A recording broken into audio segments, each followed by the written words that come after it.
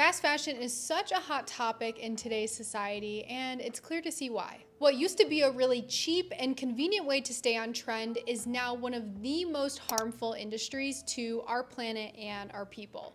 And with all the toxicity surrounding fast fashion, you would think that quitting would be a no-brainer, right? Well, yes and no. It's a little bit more nuanced than we think. So in this two-part series, I'm gonna be sharing with you everything you need to know about the fast fashion landscape, how to quit the fast and fast fashion, or how to just quit fast fashion as a whole, and ultimately how to move forward as a more mindful consumer.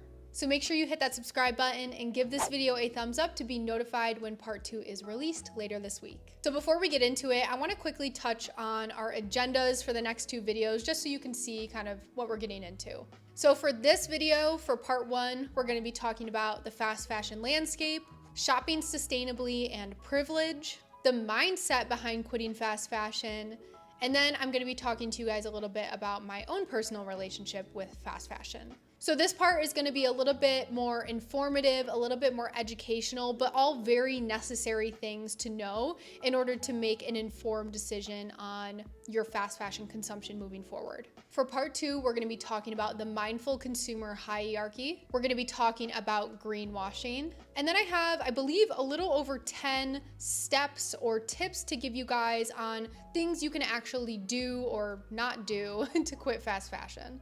So part 2 will be a little bit more about taking action. Okay, one more thing before we actually get into it. I just want to give a quick little disclaimer. I've spent a lot of time researching for this part 2 series just to make sure that the information I want to talk about is useful and of course accurate. There are so many differing opinions out there when it comes to a topic like this. So as always, all opinions are my own. Now, I love to learn just as much as I love to teach. So if you do have a differing perspective on something, leave a kind comment down below and we can chat and just learn from each other. All right, so first, let's talk about the fast fashion landscape. So it might seem like an oxymoron, or I guess you could say it is an oxymoron, to put the words mindful consumerism, intentional shopping, etc.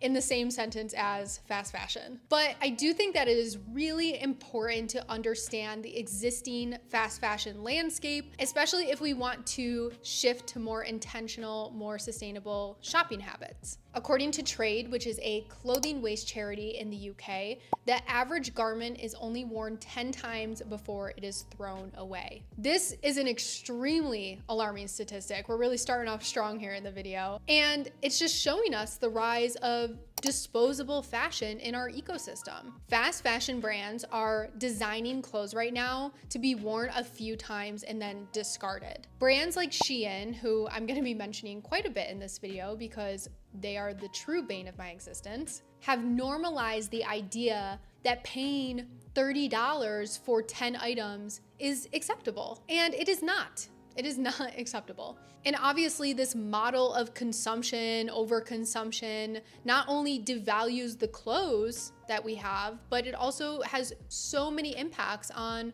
our environment and obviously ethical repercussions as well. So I want to talk a little bit about what makes a brand fast fashion. Again, this is where education comes into play. The more you know, the more you're going to make better informed decisions. So let's talk about some key characteristics that put these brands into the fast fashion category. The first is high volume production. Fast fashion brands are producing massive quantities of items in a very, very short amount of time. For example, it is estimated that Shein releases over 10,000 new products on their website every day. Every day, 10,000 items? Listen, I've already done the research, but that number is still just shocking to me. I can't. So that's one of the biggest things. Lots of products, short turnaround time, high volume production. The next, of course, is low prices. Fast fashion brands offer low prices and even steeper discounts that make people feel like they're getting a great deal, and ultimately resulting in this dopamine high of getting an amazing deal, and ultimately people are returning to the brand to continuously get that high. So if you know anything about margins, this means keeping the cost of production low by using really cheap fabric and, of course, underpaying workers if they're being paid at all. It is absolutely impossible to make products at such a cheap price and pay workers a living wage. The next thing to consider when it comes to fast fashion brands is quality. Because of low production costs and because of the whole time is money mentality when it comes to these fast fashion brands, this often results in really poor quality clothing that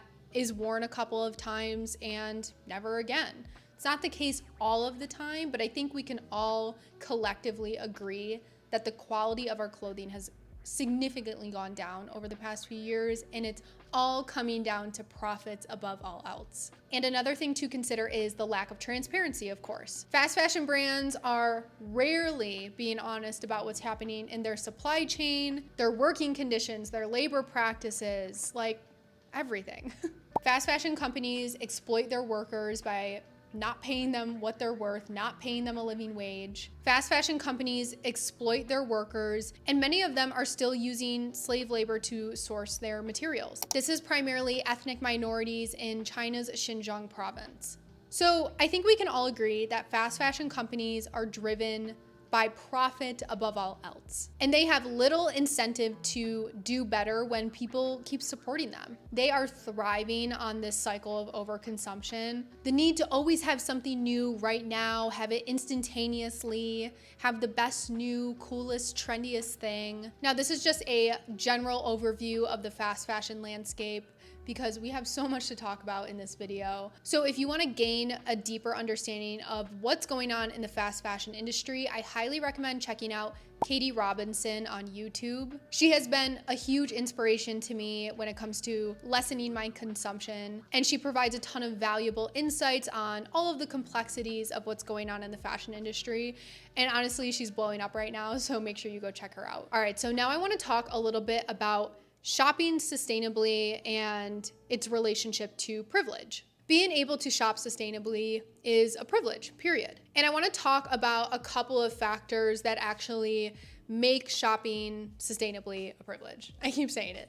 Shopping sustainably a privilege. Let's just talk about it. The first is, of course, price. Higher priced products means higher production costs, which is great when it comes to fabric sourcing and paying workers a livable wage. Low cost products means cheap production, cheap fabrics, cheap labor, etc. And sometimes sustainable brand pricing is simply just higher than what people can actually afford. Now, I would like to make the argument that spending more on a higher quality item will allow it to have a longer lifespan within your wardrobe and therefore cut down the cost per wear. But I think where the problem lies, and frankly, who the problem actually lies with, are people who are spending $100, $200 on dozens of Shein items every month and then complaining that sustainable fashion isn't affordable. With $100, you could buy 3 high quality, long lasting t-shirts from Everlane and still have $40 left over. Now, this is just an example, but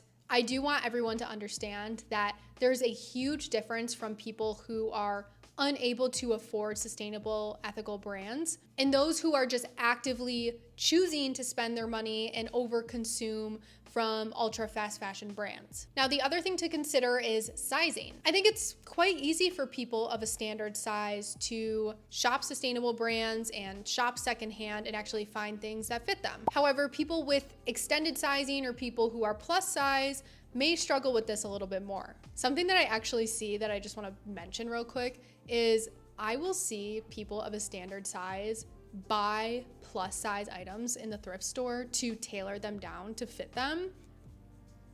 Can we just leave plus size items for plus size people?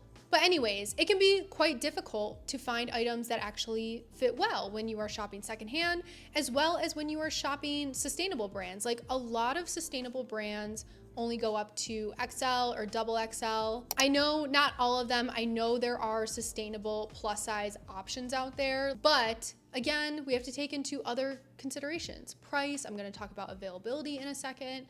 Like there are just so many things to consider and why it might be difficult for people to shop sustainably if they are plus size. So the third point I want to make is, like I mentioned, availability. Sometimes people don't have many secondhand options in person depending on where they live. I see this being especially true with people who live outside of the US and maybe don't live in or near a major city. It's just something I've observed on Reddit. I'm not saying it's actually true, but I have just seen a lot of people say like, oh, I'm not in the US, we don't have as many secondhand stores handy if I'm not living in a major city or near a major city. And you could make the argument that there are online options to buy secondhand. And yes, you could shop there, of course. And that might work for some people, but frankly, that's not something that works for me. I'm somebody who likes to try things on, and a lot of the time, secondhand stores from online have really not great return policies. And places like Poshmark and Depop like don't have return policies. Like you can't really return on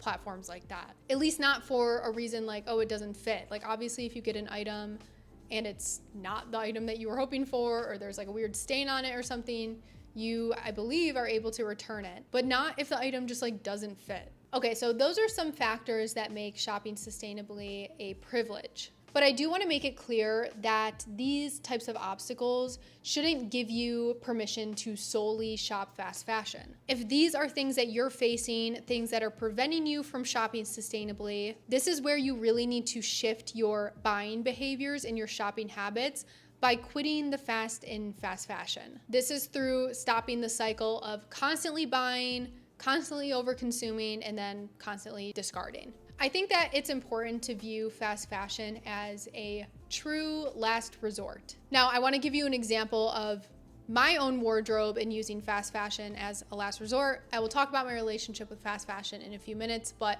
the example I'm talking about is a few years ago, I really wanted a pair of wide leg beige trousers, and I spent the entire weekend going around to every secondhand store that was in the city I was living in at the time. I went to sustainable brands like Everlane, I went to Reformation. I was looking for wide leg trousers with intention and mindful consumerism above all else. And I couldn't find a thing that would work for me. Everything was too long, nothing fit me correctly. And to me, it's important to have something that is going to fit me correctly in order for it to have longevity in my wardrobe. So after the end of a very long, frustrating weekend, I was like, you know what? I'm just gonna go to H&M and see what they have. And lo and behold, I ended up finding a pair of trousers, and you guys have seen these trousers in almost every single styling outfit idea video that I have. Like they are my go-to trousers, and I've had them for quite a few years now. When I was buying the trousers, I was analyzing, okay, like is this something that I'm gonna be able to wear for years from now? Is the craftsmanship good? How does it feel on my skin? Like I'm analyzing all these things to make sure that despite the fact that I'm buying fast fashion, I'm purchasing it as a slow fashion, mindful consumer. And I'm proud to say that, again, I've worn those pants for years, and they are going to continue to be worn because they are some of my favorites. So I'm talking about shopping fast fashion for very specific needs that you have already done everything you can to try to outsource and either shop sustainably or shop secondhand, and you just haven't had any success. So with that, I do think that whoever is watching this video is going to fall into one of two categories. You're either going to be interested in quitting fast fashion 100%, cutting it out completely, or you're going to be interested in quitting the fast and fast fashion. It's totally going to depend on your own lifestyle. So now let's talk about the mindset behind quitting fast fashion. So quitting fast fashion, like quitting anything else, requires a significant mindset shift. Now, to be clear, I'm not a psychologist, I'm not a mental health counselor, I'm not a freaking neurologist. These are just my own observations and things that I have learned over the years when being on my own mindful consumerism journey. We live in an age where our brains have been essentially wired to seek instant gratification.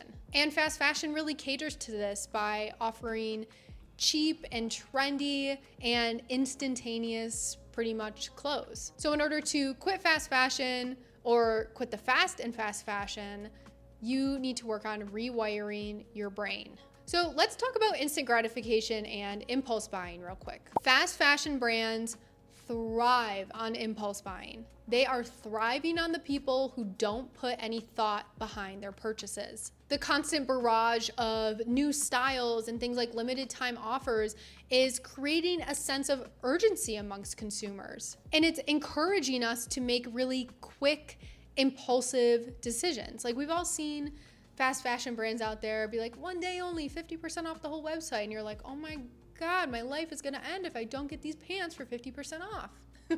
It gives us this temporary high that fades just as quickly as it comes. And when it fades, that ultimately is leading us to seek out a new purchase. Like, it's just a vicious cycle. Shopping as a form of entertainment for many has become a way to alleviate stress and boredom and to just like do something and have this gratification with it. And shopping and buying things are acting as a reward, which is just reinforcing this behavior. You need to shift your mindset from constantly wanting new things, constantly wanting to keep up to date with trends and influencers and your friends or whatever, and use the items that you already have. I'm gonna link a video above here that I recommend you watch. It includes 8 questions to ask yourself before impulse buying. So if you are somebody who struggles with impulse buying, which I know so many people do, like it is such a common thing in today's society, don't feel bad about it, because if you're here, you are doing the work to be better. And I recommend watching that video just to get a couple questions, put them in your back pocket, and use them the next time that you feel a little bit of an impulse urge coming on. All right, so there's a bunch of educational information that I think everybody should know on their journey of quitting fast fashion.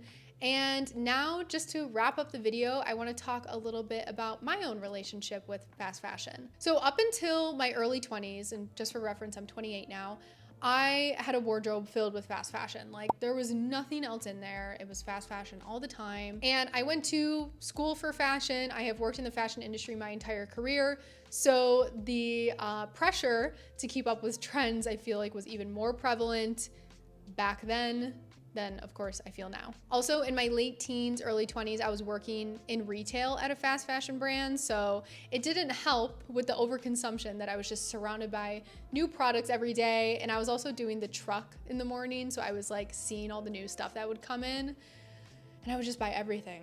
When I got into a more corporate role, I started to pick up on sustainability issues, but I felt like it wasn't ever something I pursued because I was constantly working with brands who didn't care about sustainability issues.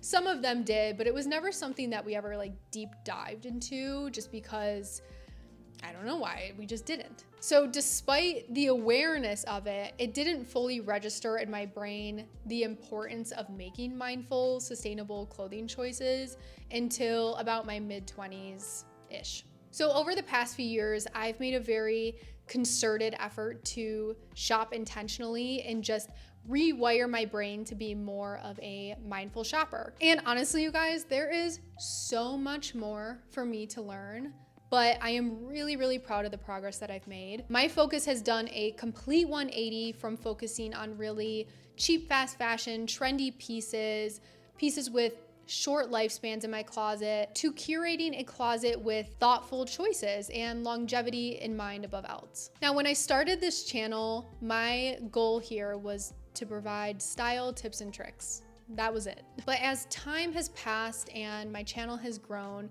my focus has definitely evolved. I have realized that there's more value for me in teaching you guys about mindful consumerism and showing people how to shop responsibly and ultimately make informed decisions about their closet. I do see this shift reflected in my content, and this is definitely the direction I plan on taking moving forward. I also run a style blog called Feeling Good as Hailey, and I've ran it since 2020, so it's been quite a few years now. And in the beginning, and for a majority of its life, I've been focusing on highlighting brands and items, and there wasn't much of a focus on sustainability. I did have a small section on sustainability, but it was still a lot of brands and things like that, less information. So I'm also actively working on transitioning my blog to focus on mindful consumerism. And while I still talk to you guys about brands and about items, my goal at the end of the day is just to empower you to make smarter decisions within your buying habits and within your closet, and just making sure that I'm recommending any brands or products to you that are going to align with your needs. But at the end of the day, your buying habits and your shopping habits are your own, and I'm just here to give you recommendations and tips on how to be better. I also recently launched a style membership where I'm helping people build more reliable and fulfilling wardrobes. And looking ahead, I'm looking to add more courses and guides on sustainable fashion, mindful consumerism, all the good things we've been talking about. I really want to deepen my knowledge and share it with you guys as well. So this is a pledge to my channel and to you guys, honestly. I'm going to continue to take steps forward to improve, to constantly be better in my own life, and also share that knowledge with you guys. And I hope that you will join me on this amazing journey of just growth and mindfulness and ultimately just being better. And also, just one more thing I want to mention. I'm not gonna lie to you guys, making this series has been on my mind for a long time, but it was just a little bit nerve-wracking for me. I haven't always been a sustainable content creator, but if I have learned one thing over my 28 years on this planet, it's that we are allowed to evolve. We are allowed to change our minds. We're allowed to grow. We are allowed to strive to be better. And to be completely transparent with you guys, I feel it in my bones that what I'm supposed to do and the reason I am on this planet is to teach people how to be better while also simultaneously learning how to be better myself. All right, you guys, that is the end of the video. I just want to thank you so much for being here. I'm feeling a little sentimental right now just because, I don't know, this is just a very sensitive topic, and I don't know, that last section just made me feel even more close to you guys, and I'm really excited to grow with you. Oh, you guys are the best. Thank you so much for all the support you've given me. So leave a comment down below, any type of opinions you have, any type of perspectives you have, anything that you agree with, disagree with. I would love to hear about it. Part 2 is coming out on Friday. As always, thank you guys so much for watching. I am so appreciative of your support, and I will see you in part 2. Bye.